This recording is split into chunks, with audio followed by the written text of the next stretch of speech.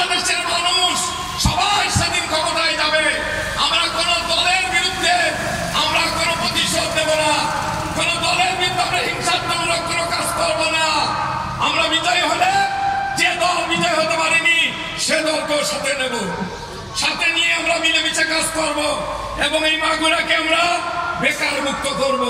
Magura textile মিল কোটি কোটি টাকার সম্পদ পড়ে আছে, নষ্ট হয়ে যাচ্ছে, বিল্ডিং গুলো নষ্ট হয়ে যাচ্ছে।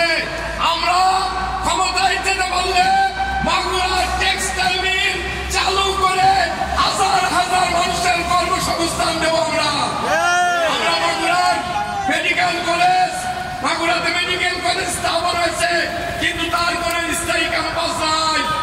আমরা এমপি হতে পারলে মাগুরার যে মেডিকেল কলেজ তার স্থায়ী ক্যাম্পাস তৈরি করা হবে এবং মাগুরার যত রাস্তাঘাট, যত ব্রিজ সব কিছুকে নতুন ভাবে তৈরি করা হবে। আপনারা লক্ষ্য করেছেন রাস্তা করলে কয়েকদিন পরে সে রাস্তা ভেঙে যায়, ব্রিজ করলে সে ব্রিজ ভেঙে পড়ে। আমরা 100% সরকারি বরাদ্দ ওই ব্রিজের জন্য, রাস্তার জন্য যে বরাদ্দ হবে আমরা 100% টাকা খরচ করে আমরা রাস্তাঘাট বানাবো, ব্রিজ বানাবো। 100 বছরের ভিতরে ওই রাস্তা ব্রিজ কিছু হবে না, বছরে বছরে রাস্তা বানানো লাগবে না, বছরে বছর ব্রিজ তৈরি করা লাগবে না।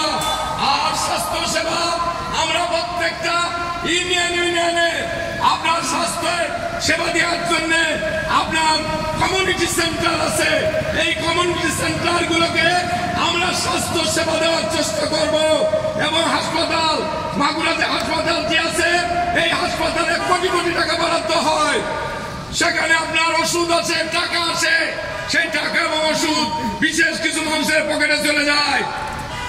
আমরা স্বাস্থ্য সেবাকে নিশ্চিত করব যে সমস্ত টাকা সরকারের পক্ষ থেকে হাসপাতালে বরাদ্দ হবে আপনাদের চিকিৎসার জন্য, আমরা 100% টাকা, 100% টাকা আমরা আপনাদের পিছনে ব্যয় করব।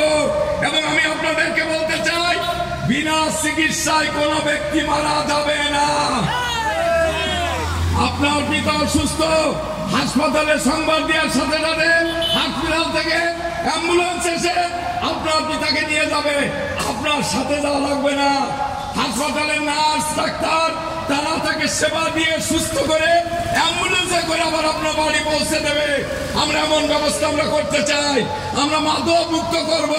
আপনাদের ছেলে মেয়েরা স্কুল কলেজে ঠিক মতো যেতে পারে না, ফিরতে পারে না, আপনাদের ছেলে মেয়েরা যাতে স্কুল কলেজে গিয়ে লেখাপড়া করে আবার নিরাপদে ঘরে ফিরে যেতে পারে সেই ব্যবস্থা আমরা করব।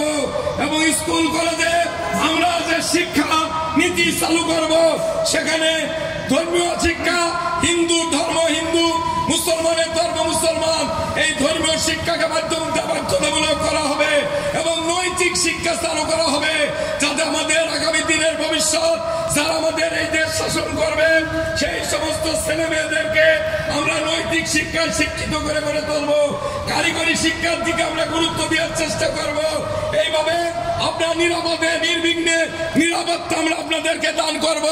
কোন মুসলমান তিনি নিরাপত্তাহীনতায় ভুগবেন না, নিরাপদে ব্যবসা করতে পারবেন, নিরাপদে রাস্তায় চলতে পারবেন। আমরা কৃষকদের জন্য বিনা সুদে লোনের ব্যবস্থা করব। আমরা তাদেরকে ফ্রি বীজ সারের ব্যবস্থা করব যাতে তারা কৃষি কাজের ব্যাপারে তারা সহজে তারা কৃষি উৎপন্ন করতে পারেন। এমনি ভাবে বাংলাদেশকে আমরা একটি চমৎকার মানবিক বাংলাদেশ হিসেবে আপনাদেরকে সাথে নিয়ে আমরা গড়ে তোলার চেষ্টা করব। আপনারা আমরা আশা করি এদেশের জনগণ ভুল করবে না। এদেশের জনগণ জামাত ইসলামের প্রতি, শিবিরের প্রতি একটা মানসিক তারা অনুভব করে যে হ্যাঁ আমরা সব দলকে দেখেছি, এবার আমরা একটু জামাত ইসলামীকে দেখতে চাই। তবে আপনাদেরকে বলতে চাই, নির্ভয়ে নির্বিঘ্নে আপনারা ভোট দিতে পারবেন। কোন রকমের জোর জবরদস্তি চলবে না, কোন ভোট কাটাকাটি হবে না। এই স্বপ্ন যদি কেউ দেখে থাকে তাহলে তিনি মুখার স্বর্গে বাস করছেন। এবারের যে নির্বাচন হবে, এই নির্বাচন হবে একটি অবাধ, সুষ্ঠু, নিরপেক্ষ একটা নির্বাচন হবে। এদেশের সরকার এমন একটি নির্বাচন উপহার দেবে যাতে গোটা পৃথিবী দেখে একটা চমৎকার নির্বাচন এই সরকার উপহার দিয়েছে। আমরা মনে করি অবাধ নির্বাচন হবে এবং জামাত ইসলামী ইনশাআল্লাহ এবার ক্ষমতায় যাবেই যাবে ইনশাআল্লাহ। এবং এই মাগুরা 1 আসন থেকে ইনশাআল্লাহ আপনারা আমাকে ভোট দিলে সহযোগিতা করলে ইনশাআল্লাহ আমি এই মাগুরার 1 আসনে এমপি হব ইনশাআল্লাহ। আমি আপনাদের দোয়া চাই, সহযোগিতা চাই এবং এই দেশটাকে সুন্দর দেশ গড়ে তোলার জন্য, মদিনার মতো রাষ্ট্র গড়ে তোলার জন্য আমরা যে চেষ্টা চালাচ্ছি এই ব্যাপারে কি আপনারা সহযোগিতা করতে রাজি আছেন?